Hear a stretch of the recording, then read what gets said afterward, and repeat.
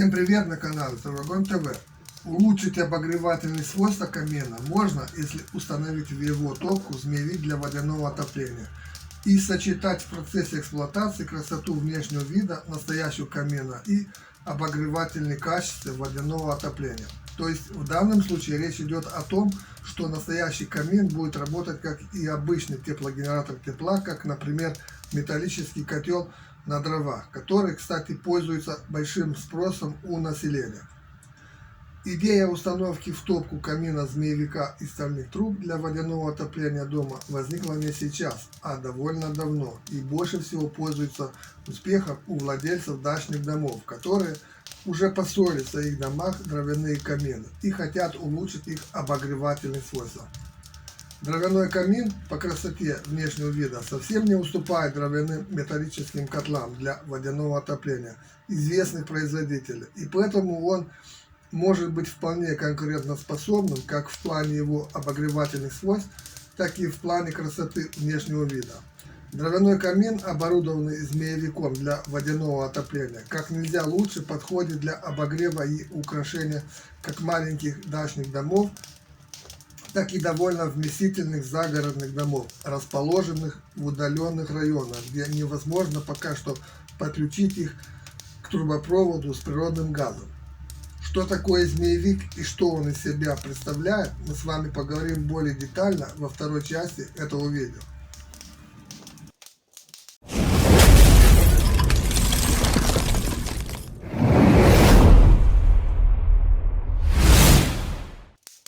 Очень часто отопление дачных домов и других жилых помещений осуществляется использованием каминов, в которых монтируют самодельные генераторы тепла из листового металла или из стальных труб, более известные в народе как змеевик или водяные контуры. В данном случае рассмотрим конструкцию водяного контура, который собран из стальных труб диаметром 2 см и который объединяется в трубчатый коллектор диаметром в 5 см. Общая площадь поверхности нагрева такого устройства может составлять до 1,5 квадратных метров. Таким образом, во время растопки камина вода в водяном контуре нагревается до максимальной температуры и, циркулируя в нем, направляется по трубопроводу к радиаторам системы водяного отопления дома. Расчетная теплоотдача такого контура может составлять до 9000 Вт или 7000 килокалорий в час. Размеры именно этого водяного контура составляют в длину 60 см, в высоту 40 см, а по ширине 35 см. Весит такой змеевик не более 25 кг, но вес зависит, как вы все понимаете, от толщины стенок металла, ну и от диаметра труб. Теплопроизводительность любого водяного контура должна восполнять потери тепла в помещении дома в наиболее холодный зимний период. Поэтому размеры водяного контура выбирают в соответствии с суммарными теплопотерями в помещении дома. Но во всех случаях размеры водяного контура не должны быть огромными, так как чем меньше воды в нем, тем быстрее вода нагревается и, следовательно, быстрее циркулирует в трубопроводе. Быстрая циркуляция воды в системе отопления приводит к наиболее быстрому прогреву помещения, так как вода не успевает полностью остыть и через обратку попадает в змеевик, не сильно охлажденный.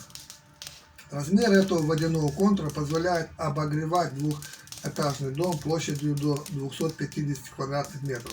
Если у вас дом размером поменьше, ну скажем площадью до 100 квадратных метров, то смело можете использовать точно такой же водяной контур с такими же размерами по ширине и высоте, но длину можно сократить до 40 см, например. Это приведет к уменьшению объема воды в трубопроводной системе, а следовательно и к экономии печного топлива во время растопки печи. И последнее.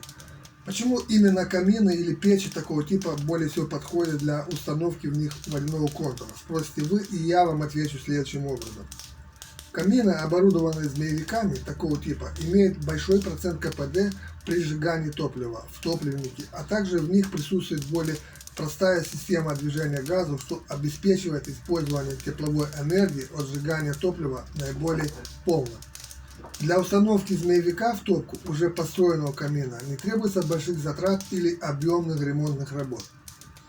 Змеевик можно достаточно быстро установить или обратно извлечь его из топки для ремонта, например. И все это возможно сделать самому без привлечения других специалистов. Водяное отопление, как вы все знаете, имеет несомненно больше преимуществ как перед обыкновенным каминным отоплением, так и перед обычным печным. На этом все. Всем спасибо за внимание. Жду, как всегда, ваших комментов под этим видео. Хочу напомнить вам, что более подробную информацию вы найдете на страницах сайта стройвагон.ру. Тем, кто смотрит наш канал впервые, просим оформить подписку на новые обновления нашего канала. Думаю, что очень скоро встретимся опять в новом выпуске. Ставим лайки, комментируем это видео, распространяем это видео и оформляем подписку.